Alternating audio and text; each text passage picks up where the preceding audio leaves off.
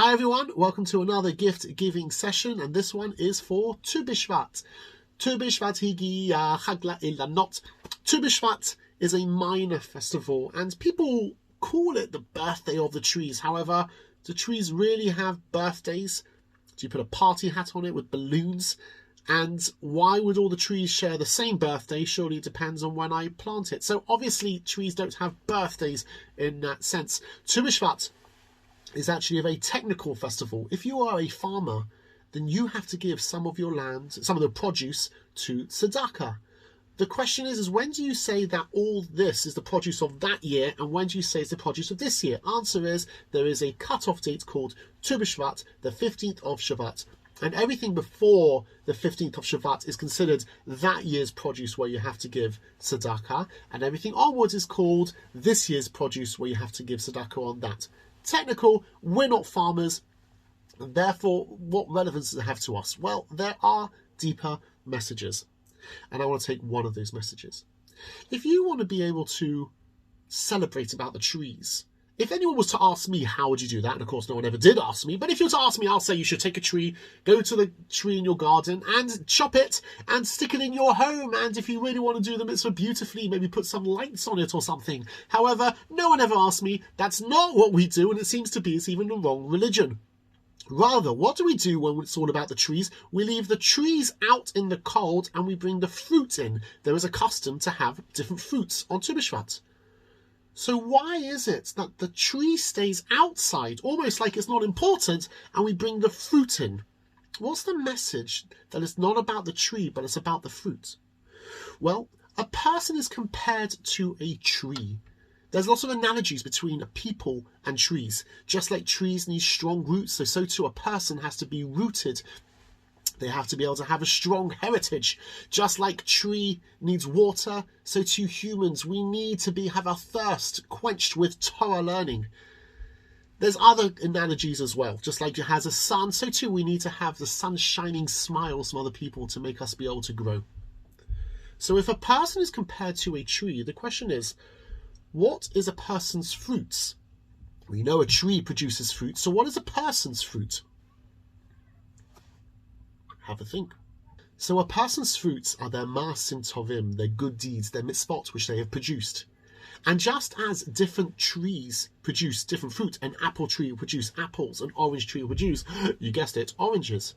Different people have different skills and talents, and with their skills and talents, their fruit, their mitzvot will have a different taste to someone else's. It seems to be what we're saying, is that it's not about the skills and talents that you've got that is of importance, but rather what was the fruits that you produced. When you have a tree, the purpose of an apple tree is to produce those apples. Each individual, each person has a collection of skills and talents and strengths that they've got, but that's not what's important. What's important is what did you do with those skills and talents? What mitzvot, what kindnesses did you do with the skills and talents that you've got? To give an analogy, imagine you have a boss of a very big corporation and he's got 3 employees, and he says to each employee, I've got a very big task for you to do. It's going to take you a year to be able to do.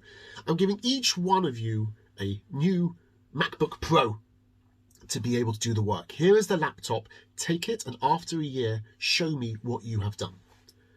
A year later, all 3 come towards the boss, and the boss is very excited. It's been a year now. Let's see how they did. The first person comes in, and he says, boss, here you go. Here's the laptop. And the boss takes the laptop. He opens it. It's kind of like creaky when he opens it. He sees there's coffee stains all over the keyboard. He sees there's a little crack there on the display. He says, okay, well, thanks for giving me back the laptop. How did you do? The guy says, what do you mean, how do you do? Here's the laptop. And the boss says, yeah, I gave you a laptop and thanks for bringing it back. A bit broken, but thanks for bringing it back. What did you do? And the guy says, oh, you mean I was meant to do something with that laptop? I thought you just wanted me to look after it for a year. You're kidding, right? No, you're fired. And out he goes. Oh, in comes the second person. The boss says, please don't tell me you did what he did. Oh, I can't believe it. And the guy said, no. Boss, you're going to be very happy with me. Good, okay. I've got a cardboard box for you. Yeah, okay. He brings the cardboard box to the boss. And the boss says, what's inside it?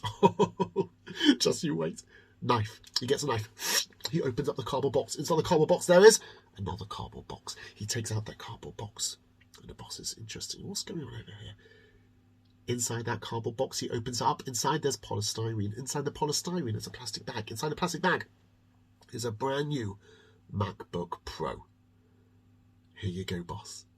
And the boss says, is that the MacBook Pro which I gave you? Yep. Not a single fingerprint on it. Not a single scratch. Not a mark. Have a look. Perfect condition. And the boss says, are you trying to tell me that you didn't even open up the computer? Yep. Perfect. You mean you didn't do any work? What do you mean? I looked after it for a year. Oh, no. You're fired. And then the last guy comes in. The boss says, please tell me you did something with that MacBook Pro. Yes. Really? Because I don't want to. Yes, I did something with it. Good. Okay. Okay, show me what you did. The guy says, boss, this MacBook Pro, it had a rubbish display. I changed the HD display to a Retina display.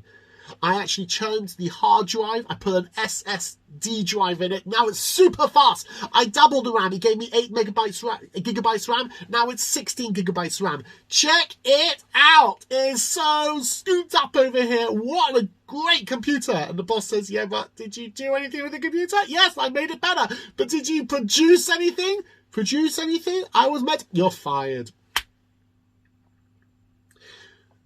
What we see here, the message is that it's not about the computer, obviously, but rather it's what work did you do with it? Each one of us has been given a laptop. That's my skills, my talents. How fast are you? How sporty are you? How artistic are you? What are your skills and talents? If I go back to God at the end of 120 years and I say, God, when you created me, I was a baby. I was very young, actually. In fact, I was only 1 day old. I was weak. I had nothing. But now, check out these muscles. Have you ever seen ththese muscles over here? Oh, yeah. Check that out. Do you know how clever I am? I've done so many Sudoku puzzles. I am so brainy. Do you know how artistic I am? Brilliant. God will say, okay, but what did you do with it? What did you do with it? What do you mean? I'm improved. Yeah, but very nice you improved. But for what purpose? What did you produce? What were your fruits? You know that you're meant to use your skills and your talents to be kind to people, to do misfort. Oh, it's not about how great your processor is. It's not about that. It's about what are your fruits. It's not about the tree, your skills and talents. It's what did you do with it? What were the fruits? Sometimes you get people showing off and saying, I'm so clever. Who cares?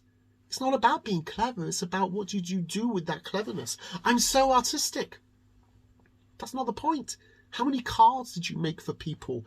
How many other people did you make feel great with that? I'm great at poems. Did you use the poems to make other people feel great?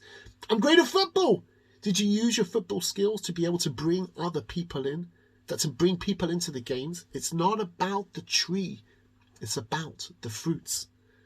Even more than that, the greater the tree, the better quality you expect the fruit to be. If someone is extra clever, then you are expected to use that. You have even more responsibility. Anyone who says, but I have all these skills and talents, yeah. The more skills and talents you have, the more of an obligation you have to produce the fruit.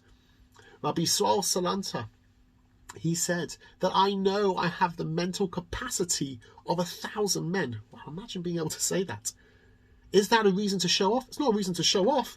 That's what I've been born with. God, you gave me a brain, which is the power of 1,000 men. I realize if I have the brain power of 1,000 men, then my fruits have to be that of 1,000 men. The more skills and talents you've got, the more responsibility you have to be able to use it to give to others. As it says in Pirkei Avot, the Ethics of Our Fathers, Hakol lefi hamaisa. Everything goes according to the actions. What matters is not about the skills and talents, but rather what you did with the skills and talents, those fruits. To conclude, we should never show off about the tree, the processor that we've got, because that's not the point. The point is what did we do with our skills and talents? When we're celebrating the trees, it's not about the tree, it's about the fruit. What kindnesses can you do with your skills and talents? Think about it. Think about, what do I have? What can I bring to this world? What do I have that can help and be able to give to other people? Be great. Be a giver. Use your fruits to help other people. All the best.